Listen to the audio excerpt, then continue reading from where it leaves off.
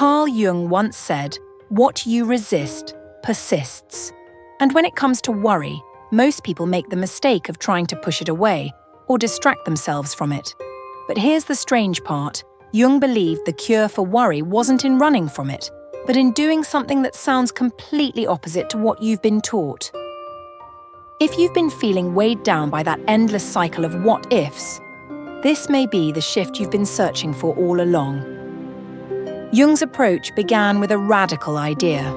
Instead of suppressing your worry, you invite it in. He believed that the human mind has a shadow, a hidden side where we bury all the emotions we find uncomfortable or unacceptable. Worry, in his view, was not an enemy, but a messenger. Every worry, no matter how irrational it feels, contains a hidden truth about what you value, what you fear losing, or what you've left unresolved. Think about it. Most of us try to calm down by avoiding the thought. We scroll through our phone, talk to friends, or keep ourselves busy. But this only pushes the worry deeper into the unconscious, where it grows stronger. Jung's method is the opposite. You sit with it, you listen to it, you let it speak without interruption. Imagine you're having a conversation with a worried part of yourself, asking, "What exactly are you trying to protect me from?" This act alone changes the relationship between you and your worry. Instead of being trapped in it, you become an observer of it. You start to see that worry isn't trying to ruin you. It's trying to show you the part of yourself that needs your attention most, and in that shift, the panic loses its grip. Once you've allowed the worry to speak, Jung's next step is to translate it into something you can work with. He often encouraged his patients to express what they felt in a tangible form, through writing, drawing, or even symbolic imagery. Why? Because when a worry lives only in your head, it feels infinite. But when you bring it into the physical world, you give it boundaries. You make it something you can actually look at, question, and reshape. Here's how you can do it today. Take a blank page and write the worry exactly as it appears in your mind, word for word, without editing or softening it. Don't try to make it sound reasonable. Write the raw version. Then, just beneath it, ask yourself, what is the core fear here? Keep asking why until you hit the deepest root. This is where the real transformation starts. For example, maybe your worry is, "I'm going to fail at this new job." At first, that seems straightforward. But after asking why a few times, you may realize the root isn't about the job. It's about feeling like you're not enough, or fearing you'll lose people's respect. And here's where Jung's method becomes powerful. Once you see the real fear, you stop fighting the symptom, the surface worry, and start addressing the wound underneath. This turns worry from a constant storm into a signal flare, pointing you toward the exact place in your inner world that needs healing. Once you've uncovered the root of the worry, Jung's next move was to engage with it as if it were a living presence, what he called active imagination. This isn't about overthinking the problem. It's about giving that hidden part of you a voice, then answering it from the perspective of your wiser, more grounded self. Think of it like a conversation between two versions of you, the part that's afraid and the part that knows you've overcome challenges before. Jung believed that our unconscious mind holds the pieces we need to resolve these conflicts, but it won't hand them over unless we make contact. Here's how to do it.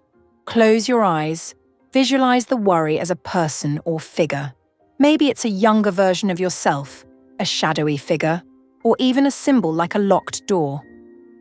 Ask it directly, "What are you trying to protect me from?" Listen without judgment. Sometimes the answer will surprise you. It may say, "I'm scared you'll lose everything," or "I don't want you to be humiliated." That's not the voice of an enemy. It's the voice of a guardian who's been working overtime. Now respond to it with reassurance, as you would to a close friend.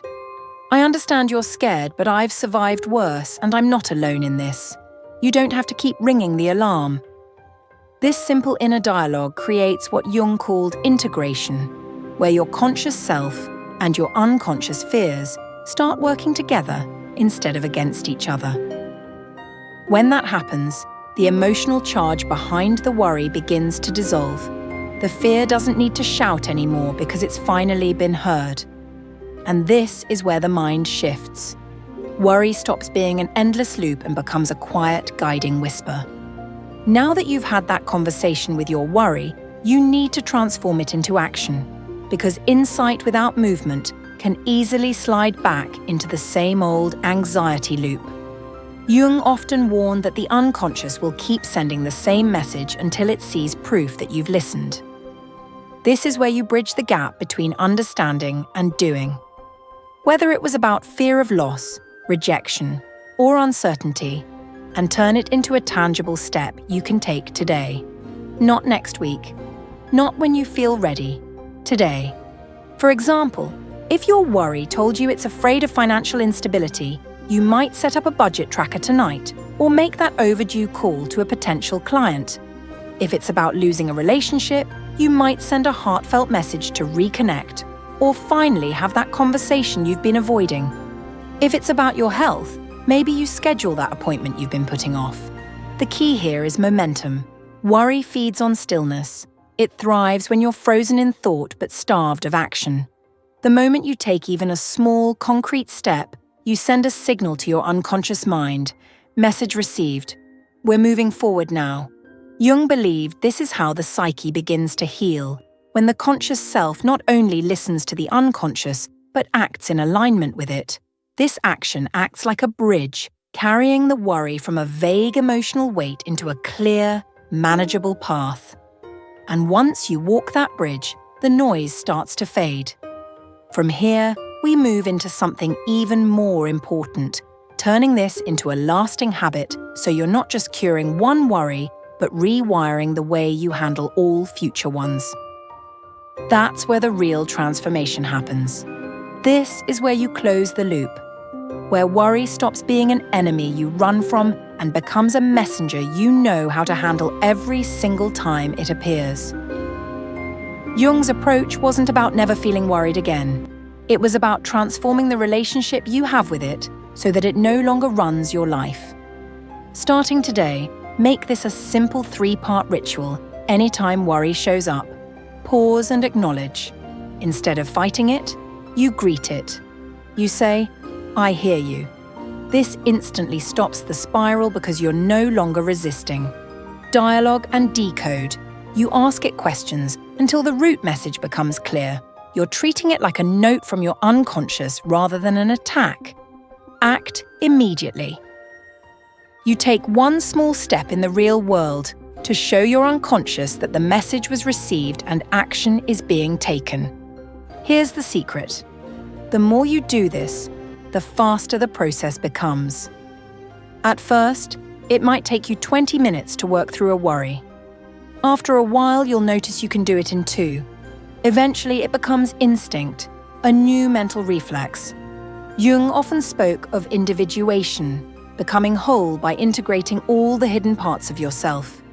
When you apply this process, you're not just curing a worry in the moment, you're actually pulling a part of yourself out of the shadows and bringing it into the light. And every time you do this, you become a little more whole, a little more resilient, and a lot more free. So the next time your mind starts buzzing with fear or doubt, don't let it drag you into another sleepless night or a day of avoidance. Instead, follow the ritual. Give your worry a voice, decode its message, and answer it with action. When you do this consistently, worry loses its sharpness. It no longer has the power to hijack you because you've learned its language and you know exactly how to respond. And that's when you realize, worry was never here to destroy you. It was here to guide you home.